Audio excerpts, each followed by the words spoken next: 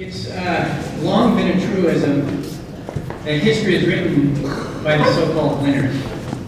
This truism comes from a view of history that has it as a sort of Hegelian march of progress, recounted in extraordinary events, set pieces, battles, and works of arts, strung out along a timeline like heartbeats on a EKG.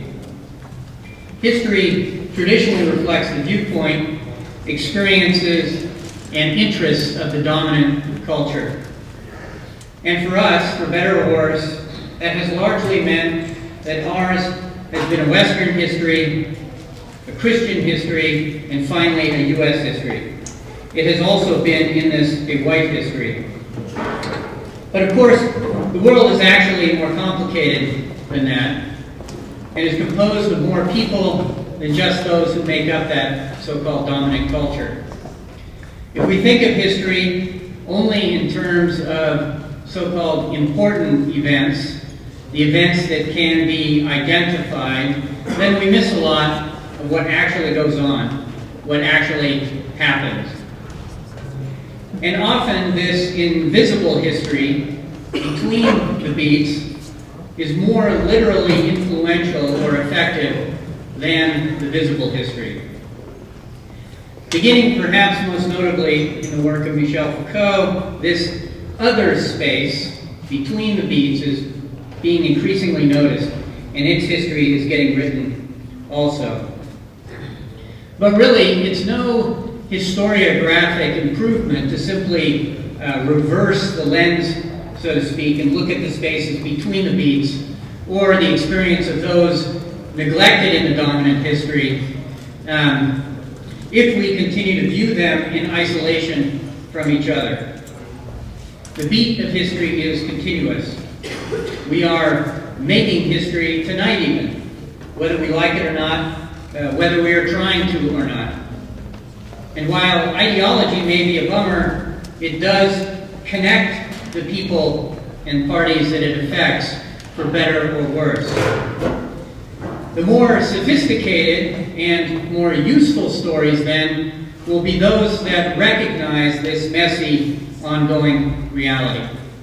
Of course, there's probably no more messy, nor fascinating, frankly, reality than that just outside our windows here in Los Angeles. And tonight we are fortunate to be hearing from one of the folks writing that history. It is my pleasure and honor to introduce tonight's speaker, Eric Avila, Associate Professor in the Cesar Chavez Department of Chicano and Chicano Studies at UCLA. His fields of study include 20th century history, U.S. history, urban and cultural history, popular mass culture, history of architecture and the built environment, race and ethnicity, and of course, Chicano studies. Professor Avila received his degrees, culminating in a PhD in U.S. history from the University of California at Berkeley. He's been at UCLA since 1997.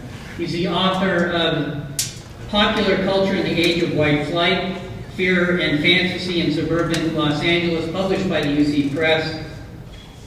His research has won numerous awards and prizes, including the recent inclusion of his work in various best of anthologies. And he recently completed a postdoc at Harvard, where he began research on a second book project entitled The Folklore of the Freeway, A Cultural History of Highway Construction. And frankly, I hope he comes back to talk about that as soon as it's done.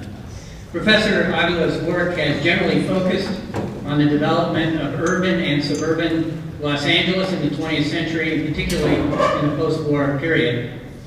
As architects, in particular, we might be especially interested in his work relating to the spatial divisions and connections of different ethnic communities across the city, emphasizing popular culture's role in establishing the identities that affirm these divisions. I hope you'll please join me in welcoming Professor Avila.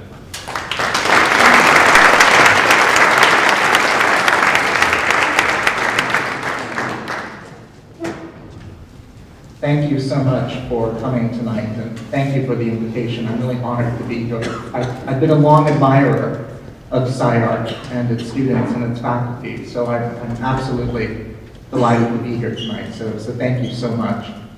My talk today is about downtown Los Angeles. Now, I'm trained as a historian, so much of what I'll be talking about today is grounded in the history of LA's urban core, what we know as downtown. I also happen to be a resident of downtown, and I have the opportunity to witness many of the historic changes that are reshaping the built environment of this part of Southern California's sprawling metropolitan region. Upon the history of downtown pivots the broader history of Los Angeles and Southern California, as well as the histories of diverse social groups who staked their claim upon this spot, dating back to the indigenous peoples of the area who planted themselves alongside the banks of the Los Angeles River to utilize its resources. The Spanish conquistadores exploited Indian knowledge of the river and the land to further the expansion of their empire. In turn, the Mexican Californios established the pueblo of Los Angeles as Alta California's administrative and cultural center. And then, of course, the first generation of Anglo-Americans who came by the force of conquest to make Los Angeles an outpost of American continental ambitions. Their conquest depended not only upon the application of brute force, but also upon the implementation of a new system of land tenure that established the free market as the arbiter of land acquisition and property ownership. What we're looking at here is an image of what was known as the Ord map, as it was designed by Lieutenant Edward O.C. Ord. And this is the actual historical core of Los Angeles. And this area here is simply a fiction, a map of how land could be subdivided and sold in the future, which reflects Anglo-American systems of land tenure and transfer. After a few decades of lawlessness and intense racial violence, highlighted by such gory episodes as the Chinese Massacre of 1877, essentially the first of LA's many race riots, downtown Los Angeles emerged at the end of the 19th century as the far southwestern headquarters of a rising national empire. In the 20th century, the history of Los Angeles follows a roller coaster ride, as the fortunes of the area have ebbed and flowed according to the regional shifts in the allocation of resources and capital. In the years roughly between 1889 and 1928, downtown rose confidently as the center of political, economic, and cultural life in Southern California, flush with newfangled wealth generated by citrus cultivation, motion picture production, and oil extraction. At the end of this period, at one end of this period, Los Angeles built its first city hall, a building that reflected its time. Built in 1889 in the reigning style of Richardsonian Romanesque, distinguished by its volume-embracing generous masonry, its cavernous arches springing from squat columns, this city hall was typical of public buildings built in the last decade of the 19th century, and especially typical of city halls built in this period throughout the nation.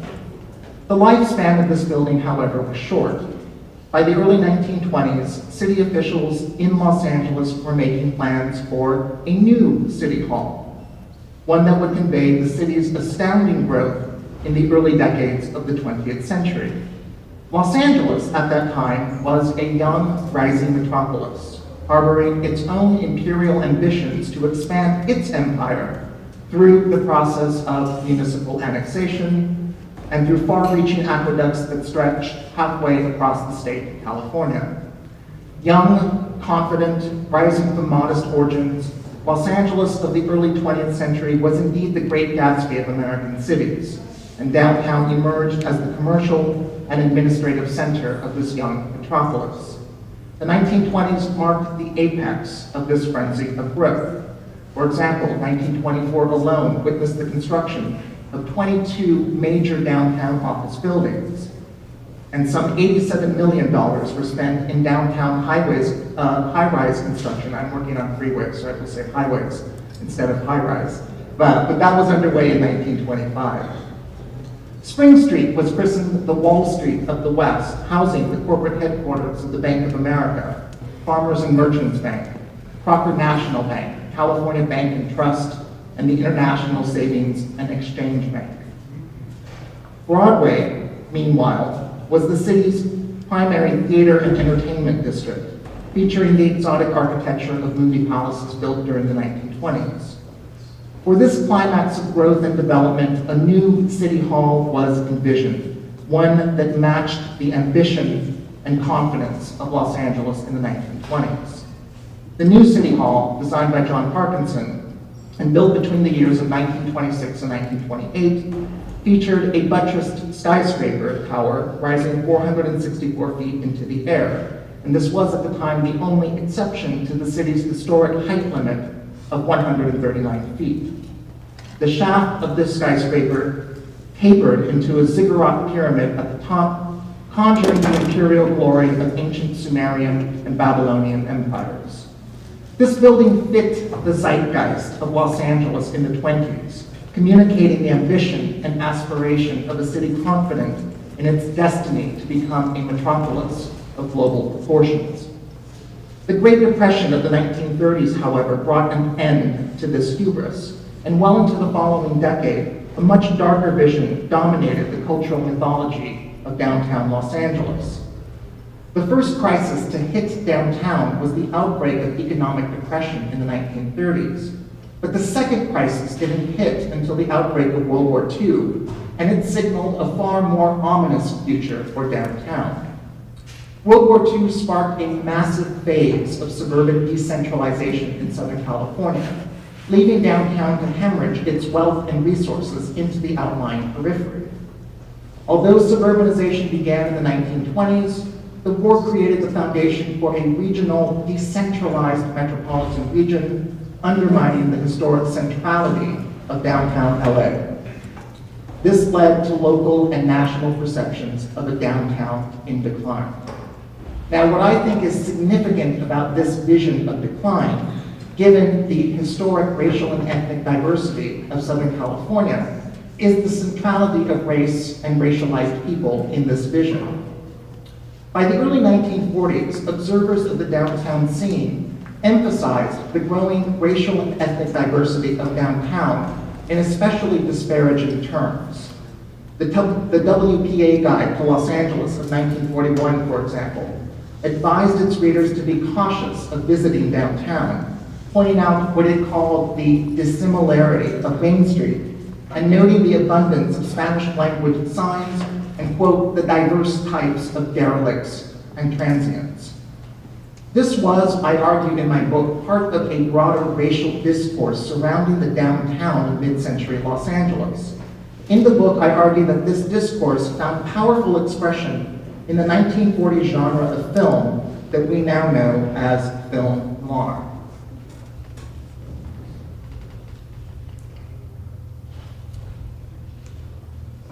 Now, film noir has been discussed in many historical contexts, but its relevance to the transformation of urban life in mid-century America remains for the most part unknown. Film noir emerged in the early 1940s as a counterpart to the hard-boiled school of detective fiction of the 1930s, popularized by the likes of Raymond Chandler, John Fontaine, and Dashiell Hammett.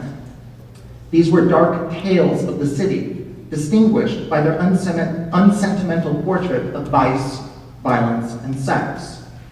In the following decade, Hollywood filmmakers spun these tales into a cinematic body of work known as film noir.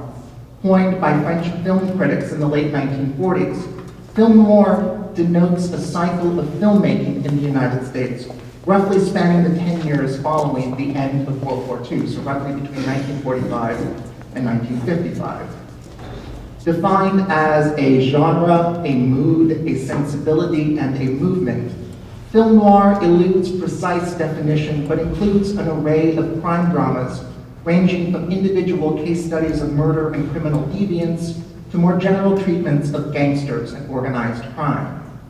Its origins have been related to various cultural and intellectual influences, muckraking journalism, hard-boiled detective fiction, German expressionist cinema, French existentialism, and Freudian psychoanalysis. Though not exclusive to film noir, the stylistic conventions associated with it, compositional imbalance, location and night shooting, voiceover narration, and chiaroscuro lighting, arose within the Spartan circumstances of film production during the 1940s. The critics who first identified film noir in the late 40s noted that American films of this period demonstrated a more somber style and a darker tone than the usual American movie fare of the 1930s, which generally conveyed a happy ending and an upbeat spirit.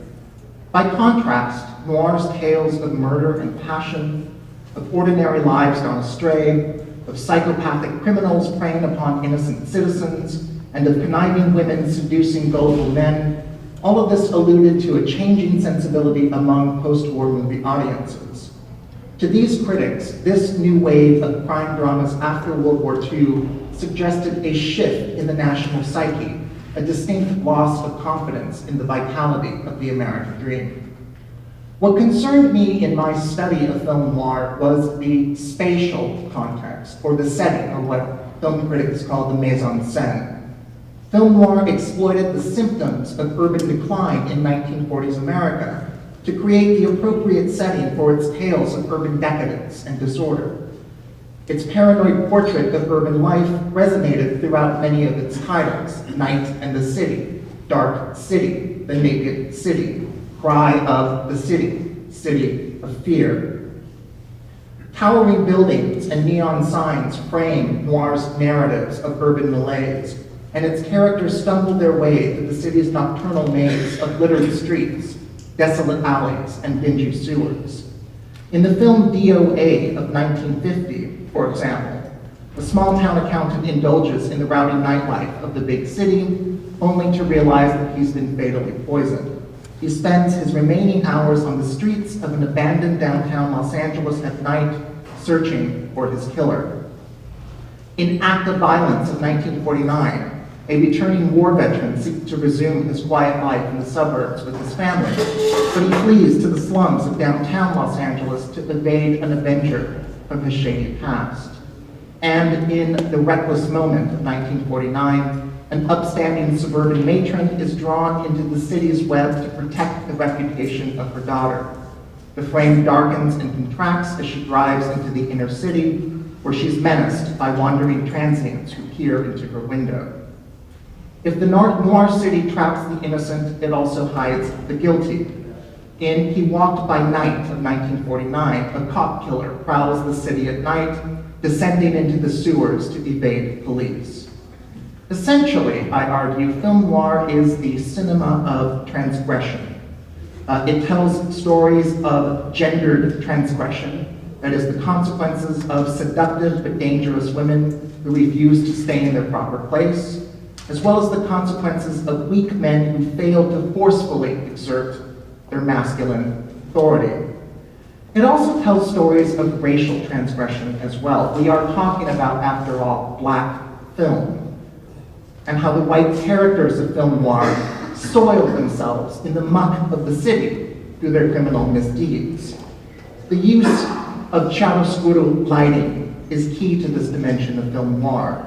The play of light and shadow in the visual composition of film noir creates a blackening effect, similar to what historians of 19th century America refer to as blackface minstrelsy, that genre of 19th century American popular culture that enabled whites to act out their transgressive fantasies about race, class, gender, and sexuality. The crossing of racial boundaries is further dramatized in film noir by the portrait of urban space itself. The white characters of noir are often found in the racialized spaces of the inner city. Chinatown, Oriental massage parlors, Turkish baths, boxing rings, and jazz clubs, all spaces that historically have sanctioned racial intermixing in urban America. Film noir was thus as much about racial transgression as it was about spatial transgression. about crossing the inscribed social boundaries in the dark and disordered universe of the modern American city. The very spaces of the city, in other words, were the problem, as they promoted the promiscuous and highly inappropriate, even dangerous interactions between men and women, as well as between white and non-white. Now, this is not just cinematic fantasy. Read planning reports from cities throughout the nation during the 1930s and 1940s, and you'll find a clear indictment of what planners referred to as promiscuous urban spaces, or of urban blight. These reports decry the absence of order in the city, not just spatial order, but social order as well, as slums and blight were linked to criminal deviance and violence. Let's take a specific example from our own downtown here in Los Angeles. By the early 1940s, Bunker Hill was the paragon of urban decay and disorder in mid-century urban America. Once upon a time, at the turn of the century, it was an upstanding community of downtown bankers and professionals. But by mid-century, it sheltered a predominantly working class, racially and ethnically diverse immigrant community of tenement houses, mom and pop stores, cafes, diners, bars, shoe repair shops, and dry cleaners. Not surprisingly, federal housing officials identified Bunker Hill as a slum. For example, one federal report from 1939 read, quote, "This is one of the older and practically obsolete single-family residential sections, having had its beginning over 50 years ago. Subversive racial elements predominate. Dilapidation and squalor are everywhere in evidence. It is a slum area and one of the city's melting pots," end quote. The report further identified Bunker Hill as ripe for a slum clearance project. This idea that Bunker Hill's melting pot qualified this neighborhood as an appropriate setting for a slum clearance project conveys the broader discourse of film noir. It's an example of an urban space that bred crime and deviance by virtue of its racial and ethnic heterogeneity. Thus, it's not surprising that Bunker Hill played a starring role in film noir, either playing itself or as a stand-in for the slums of other American cities. In the film Crisscross, for example, a gang plots a heist in a room of a rundown Bunker Hill tenement hotel. In the background, a window frames a glimpse of the Angel's Flight trolley. In Kiss Me Deadly, an even more disturbing vision of Bunker Hill surfaces in M, Joseph Losey's 1951 remake of Fritz Lang's 1931 film about a child molester updated for its Los Angeles setting. The opening credits appear over a nighttime view of Angel's Flight trolley, where a lone psychopath inhabits an aging tenement apartment. Panic engulfs the city as 4 girls have been murdered and now another is missing. Local police mount a massive sweep of the city's criminal underworld in their hunt for M. On the run, M passes through the 3rd Street Tunnel, past Angel's Flight, and other landmarks of a rotting inner city. Film noirs such as these thus confirmed the worst fears of city planners and public officials of mid-century urban America, that the center could not hold. Obviously, I'm talking about the physical or geographic center of a rapidly suburbanizing urban region, that is the historic downtown core. The historic centrality of that core was eclipsed by the exponential growth of satellite suburban communities. But I'm also talking about the social and cultural center of an increasingly diverse metropolitan region. Film noir coded its imperative to rescue downtown in racial terms. As a growing number of suburban communities established themselves as the exclusive domain of white Americans, or at least those who could qualify themselves as such, downtown nurtured growing pockets of racial poverty, of immigrants in particular, as well as of Blacks, Chinese, Japanese, and Native Americans. This poverty became the basis, the material basis, for film noir's dark and seedy vision of urban decay. This, I think, is the best context for understanding downtown redevelopment since the early 1960s. The anxieties that accompanied the decline of downtown inspired a concerted effort to radically transform downtown's built environment. The Community Redevelopment Agency, the primary agent of downtown redevelopment since the late 1940s, spearheaded an effort to wipe out roughly 100 years of organic growth in Bunker Hill.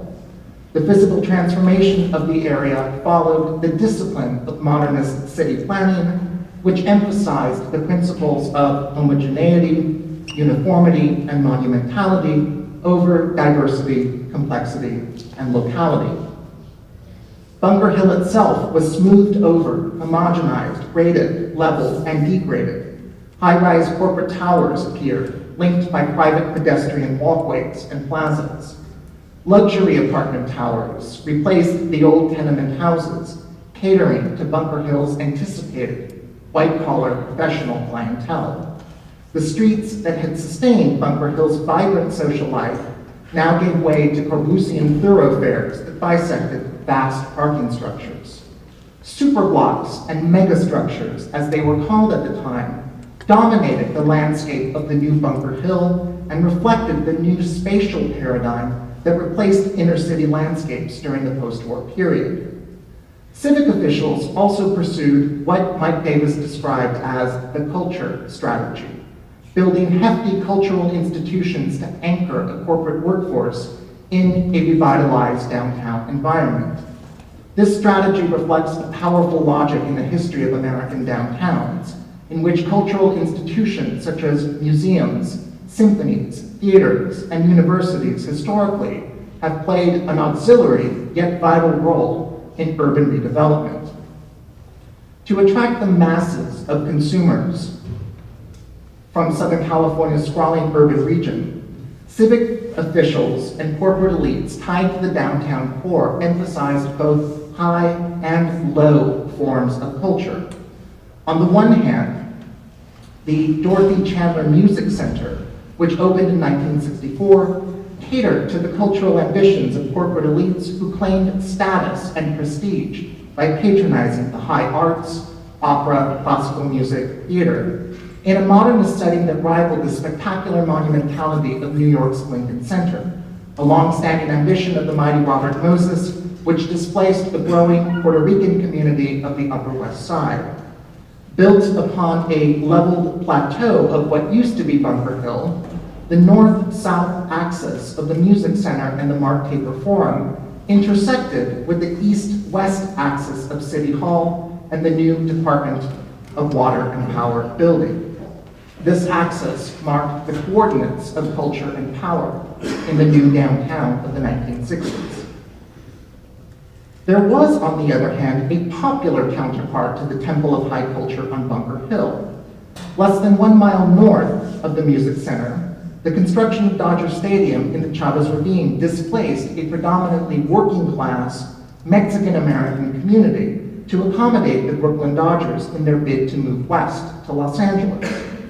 Like Bunker Hill, federal officials identified the Chavez Ravine neighborhood as a slum area. This was a neighborhood, and I'm quoting the federal report, literally honeycombed with diverse and subversive racial elements. And it was a neighborhood also described as hopelessly heterogeneous. Also like Bunker Hill, the Chavez Ravine was slated for the construction of a public housing project. But after the residents of this area were cleared from their homes, and after their homes were destroyed, a Republican challenger to the Democratic incumbent in the mayor's office rode into City Hall in 1954, declaring his intention to cancel public housing programs in Los Angeles. Thus, no housing program would come to the Chavez Ravine, leaving this prime parcel of land nestled just above downtown available for other uses. Enter Walter O'Malley and the Brooklyn Dodgers.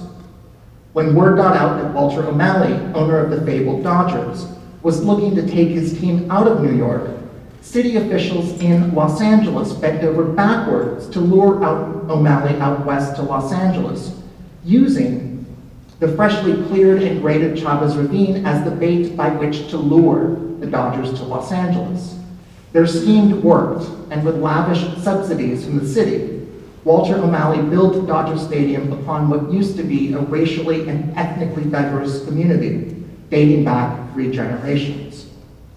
Dodger Stadium, hailed as the most modern baseball temple in the world, ushered in a new experience of spectator sports, a self-contained environment wholly sealed off from its surrounding urban context, very much like the Dorothy Chandler Music Center. The ballpark was insulated by a vast parking lot, signaling that this stadium was for suburban commuters, certainly not for pedestrians or the patrons of public transit. This was a thoroughly regimented environment following a strict spatial order designed to facilitate the smooth flow of people and automobiles. Accordingly, baseball was now updated for a new era of family entertainment, in tune with the reigning ethos of post-war America. Rescued from its urban, body, working-class origins, baseball was now appropriate for the suburban middle class who sought claims to respectability by forsaking their connections to the Noir city. Dodger Stadium delivered safety, order, respectability, and homogeneity, in tune with the changing cultural appetites of a newly enfranchised white suburban working and middle class. Dodger Stadium and the Dorothy Chandler Music Center are part of the same process of what I call suburbanizing LA's urban core, not just by making it accessible to a new generation of suburban commuters, but by building orderly, disciplined, safe, controlled spaces that I argue were innovated on the new freeways that encircled the downtown core, or in places like Disneyland, which marked an orderly, disciplined antithesis to the chaos and disorder of older amusement parks like New York's Coney Island. These new spaces defined the suburban experience of post-war Los Angeles, and they marked a radical departure from the public heterogeneity and diversity of the historic modern city. The history of downtown during the post-war period reflects, to a certain extent, a broader process that affected downtowns throughout the nation. With federal monies for urban renewal, municipal officials from Boston to Atlanta to San Francisco enacted slum clearance programs to build luxury condos, sports stadiums, shopping centers, hotels, highways, parking structures, administrative complexes, and convention centers. Much of this construction was directed to drawing tourists and suburban consumers. In this capacity, Los Angeles was not exceptional, but today's downtown still struggles to assert its centrality in the face of ongoing decentralization. The struggle, I think, has been met with limited success. Thus, astute observers of LA's distinctive built environment, like Reyner Banham, for example, can write an entire volume on the architectural history of Los Angeles with just what he calls a note on downtown, because, as he writes, that is all downtown deserves. Banham was too busy admiring strip malls and car washes as examples of architectural innovation in Southern California to notice the new landmarks of the new downtown that were taking shape at this time. Some 20 years later, Mike Davis issued his scathing indictment of downtown as Fortress LA, a landscape hermetically sealed off from the rest of the city, safeguarded against threats of racial uprising and class insurgency. Every element of downtown's built environment, of its contemporary built environment, from the reflective glass towers of the Bonaventure Hotel, to the freeways that fortify the downtown citadel, to the bum-proof bus benches and padlocked trash dumpsters. All of these are weapons in the class war of the haves against the have-nots. From casual dismissal to searing damnation, downtown continues to elicit a variety of reactions from intellectuals, civic officials, tourists, and yes, even West Siders. All the while, it continues to undergo a new phase of renewal and gentrification at the outset of the 21st century. The question is, will downtown finally deserve the recognition that Reyner Banham refused to give? Or is downtown fulfilling the dark prophecies of Mike Davis? Today's downtown, very much in the throes of gentrification, it very much is in the throes of gentrification, but the struggle to become once again the center continues. We see this through the construction of monumental civic works, such as Tom Maine's design for the Calatine's headquarters, or DMJM's design for a new administrative center for the Los Angeles Police Department. At the opposite end of downtown, the new LA Live complex struggles to assert the commercial vitality of the downtown core, a new consumer acropolis built adjacent to the sports temple of the Staples Center. These new additions to downtown's built environment, in my mind, reflect the latest extension of the same push to centralize downtown that began with the construction of Dodger Stadium and the Dorothy Chandler Music Center of the 1950s. The reason why I think both Davis and Banham are off the mark, however, is that both misunderstood the centrality of downtown within a very different social and cultural context. From a different perspective, downtown, and particularly Broadway Avenue, remains the commercial and cultural center of Mexican America. Though Broadway was once the primary venue of film and theater exhibition in the 1920s, it has since been reclaimed by Mexicans who use that avenue much in the same way that Americans of previous generations used their downtowns for shopping, recreation, leisure, social services, or sociability.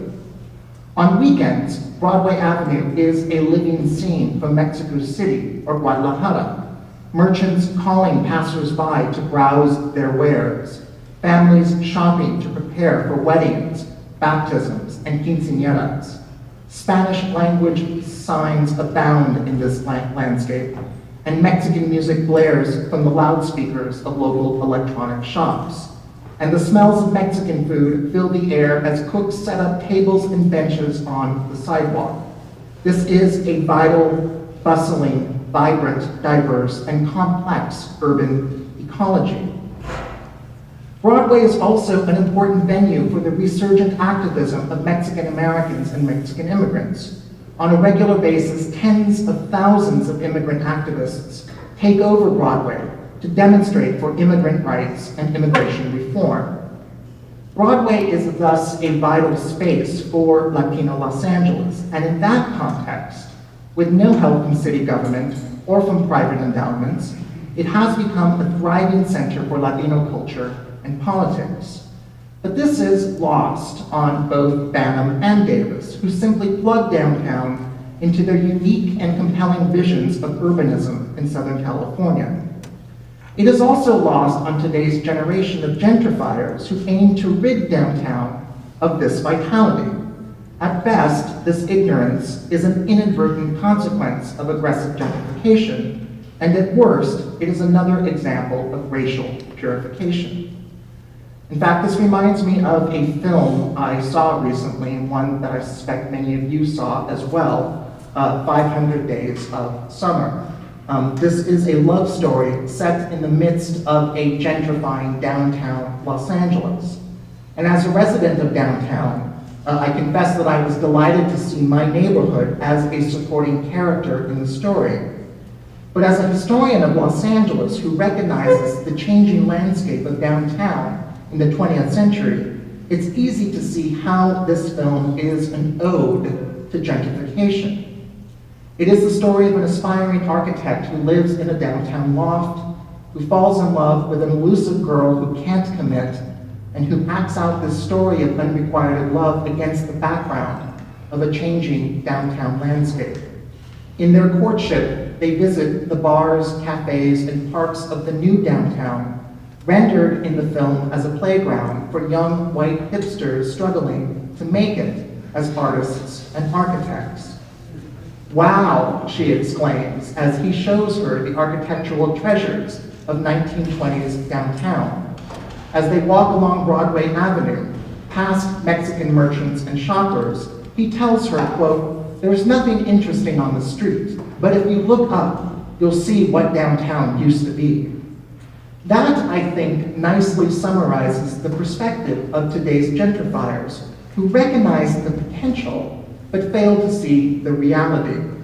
Like film Noir of the 1940s and 1950s, this film delivers another racialized perspective, a white perspective of downtown Los Angeles.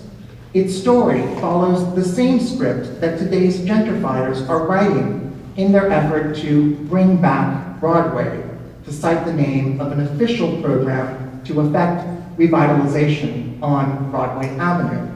But bring it back from what, exactly? Or, a better question, I think, bring it back from whom? A milestone in LA's poetry of gentrification, 500 Days of Summer signals both the beginning and the end. The beginning of a new phase of renewal and revitalization, but possibly an end to the historic diversity that downtown has sustained in its history. I'd like to conclude by leaving you with what I think are 3 lessons that could be drawn from the history of development and decline in downtown Los Angeles. The first lesson, I think, is the importance of understanding the context of architecture and the built environment. Not just the spatial or physical context, but the social, cultural, and historical context as well. Like film, architecture is a form of cultural expression, and it belongs to a particular moment in time. The built environment is not just the product of individual architects and city planners, it is also the product of our cultural perceptions and expressions, which direct the changes that we impose on the landscape. That's why I think that understanding the representation of space is important to understanding the actual creation of space as well. The second lesson, I think, is that monuments can only go so far in their service to a diverse urban population. We have the Dorothy Chandler Music Center, we have Dodger Stadium, the Bonaventure Hotel, the Disney Concert Hall, and the LA Live Complex. We've made every possible effort to rid downtown LA of its noir past. And for what? How do these monumental examples of civic redevelopment serve the diverse needs of one of the world's most diverse concentrations of humanity? I think that the next generation of downtown builders needs to concentrate less upon monumentality and more upon the process of humanizing the scale of downtown's built environment. I think people centralize the city, not buildings. The final lesson that I think needs to be learned in this story is that race continues to be, as it has been, a pivotal issue in the shifting fortunes of downtown Los Angeles. From the Chinese Massacre of 1877 to the Zoot Suit riots of 1943 to the so-called Rodney King riots of 1992, downtown has been the setting for some of the worst examples of racial strife in American history. Such strife, coupled with the growing diversity of LA's urban core, skews redevelopment along racial lines, especially since the 1950s, with efforts to ground a white population within the precincts of a diversified downtown. How to preserve and enhance this diversity while making downtown a livable environment for everyone is the challenge for the next phase of redevelopment. Thank you very much.